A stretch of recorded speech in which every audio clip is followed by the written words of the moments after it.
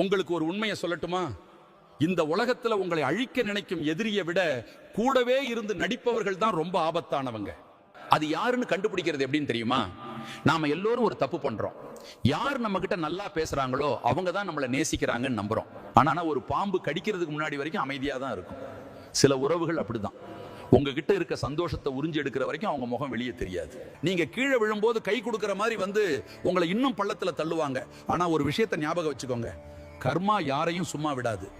இன்னைக்கு உங்களை ஏமாத்திட்டு அவங்க சிரிக்கலாம், ஆனா கடவுள் அவர்களுக்கு கொடுத்திருக்கிறது வெற்றி கிடையாது. அது ஒரு நீளமான கயிறு. அடுத்து அவங்க ஆடுற வரைக்கும் ஆடட்டும்னு விட்டுருக்காரு. அந்த கயிறு கழுத்தை நெரிக்கும் போது அவங்களால கத்தக்கூட முடியாது.